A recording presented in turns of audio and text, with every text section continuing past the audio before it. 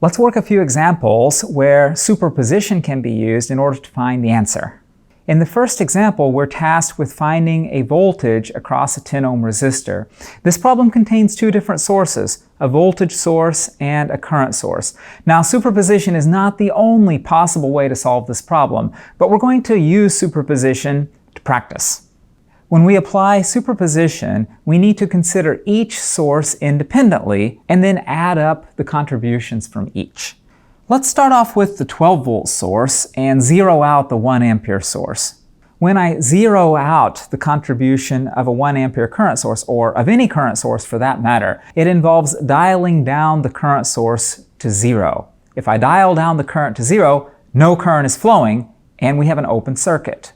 A zeroed out current source is just an open circuit. No current flows through that 15 ohm resistor. So let's erase it from our circuit diagram. Applying Ohm's law at the 12-volt source, I can find the current as 12 divided by the net resistance along the circuit, which is 15 ohms, 10 plus 5. I can then apply Ohm's law across just the 10 ohm resistor. So we wind up with 8 volts across that resistor. Now, taking a step back, it doesn't mean that in our original example that V equals 8. No. That's the contribution from the 12-volt source. We still have to find the contribution from the 1 ampere source. Let's go ahead and do that. When I zero out a voltage source, I dial down the voltage to 0 volts. 0 volts represents a short circuit. So I'm going to short this voltage source when I'm finding the contribution of the 1 ampere current source. The 10 ohm resistor is effectively in parallel with the 5 ohm resistor. I'm going to redraw the circuit to make that clear. We have the same voltage across both of them. The 15 ohm resistor in this circuit actually doesn't do anything because we still have 1 ampere flowing through it. If it had been a 25 ohm resistor, we would still have 1 ampere flowing through it. The value of that particular resistor actually doesn't matter in the circuit at all. Let's combine the 10 ohm and 5 ohm resistors in parallel. I'm going to multiply in the numerator and add in the denominator to find the effective resistance, 10 over 3. We end up with 10 over 3 ohms and 1 ampere of current. I can use Ohm's law to find the voltage. I have to note, though, that the polarity of the voltage is inverted relative to the direction the current is flowing. Therefore, V equals negative 1 ampere times 10 over 3 ohms. Using superposition, I know that the voltage across the 10 ohm resistor in my original circuit is going to be 8 minus 10 over 3. The solution is 4.67 volts. Let's take a look at a more difficult example with 3 sources rather than just 2. Let's call this source 1, source 2, and source 3. To find the influence of source 1 on the current I, let's zero out the other 2 sources. In this branch, we have a 10 ohm resistor, but I can already tell that that resistor is not going to make a difference in our current I because that resistor is in series with a current source. If it had been 100 ohms, a kilo ohm, or a micro ohm, we would still get the same answer for the current. So I'm going to neglect drawing that 10 ohm resistor in order to save a little bit of space. We wind up with an open circuit where we had source 3, and we wind up with a short circuit where we had source 2. The 1 ampere current effectively flows through that 10 ohm resistor as well, so we can neglect it. Because both of the remaining resistors are 10 ohms and they're in parallel with one another, I can tell immediately that the 1 ampere from our current source is going to divide. Half of it, 0.5 amperes, is going to go through the lower 10 ohm resistor, and another 0.5 amperes is going to pass through our target resistor. I can tell that I is negative 0.5 amperes. That's the contribution from source 1. Let's move on to source 2. The entire branch containing source 1 can now be neglected because when we turn source 1 off, we create an open circuit. Source 3 also contains an open circuit, so it turns out that this 10 ohm resistor is not really connected to anything when we're considering source 2. We can neglect it.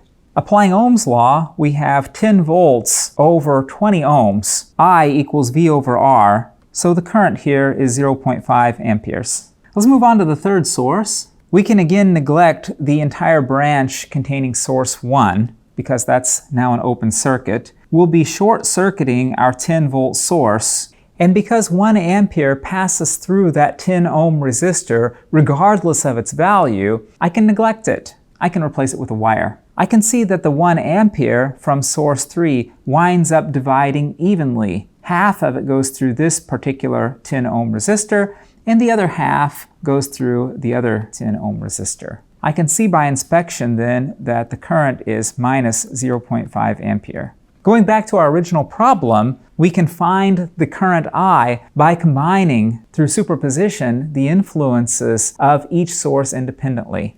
Due to source 1, we have negative 0.5 amperes. Due to source 2, we have positive 0.5 amperes.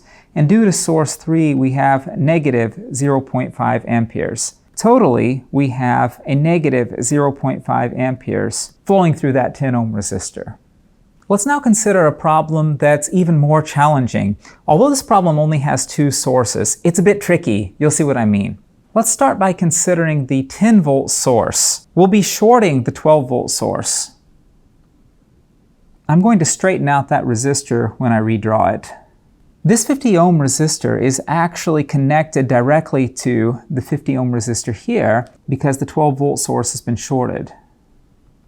This 50 ohm resistor is connected between the top 50 ohm resistor and the inverting terminal of the 10-volt source. We're left with one more 50 ohm resistor. The way I've redrawn it, our 12-volt source was originally in this particular position. It's been shorted. For the moment, I'd like to find the voltage between these 2 points in the circuit. To do that, we need to combine all of these resistors. Let's find a single effective resistance. That resistance will be 50 in parallel with 50 in series with 2 50 ohm resistors in parallel.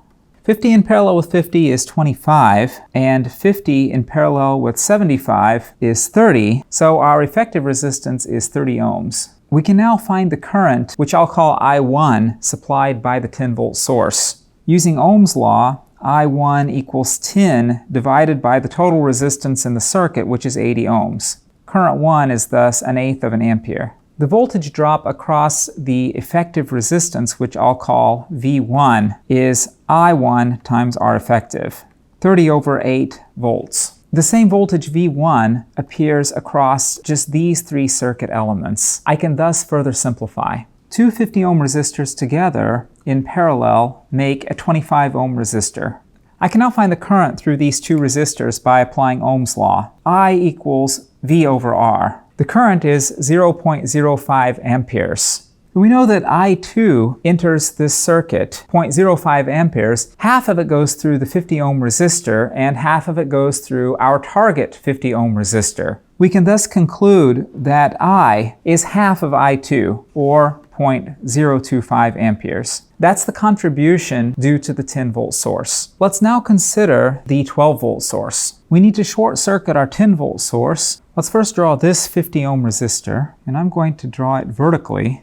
I'm going to mark this node with an X and draw the next 50 ohm resistor in green. I'm going to draw it down here. The current I is passing upwards through that resistor. I'll represent that node by the black dot, and our 12-volt source is connected like this. I'm going to reposition my red-colored 50 ohm resistor and my black-colored 50 ohm resistor. I can now see that we have a rather symmetric situation here.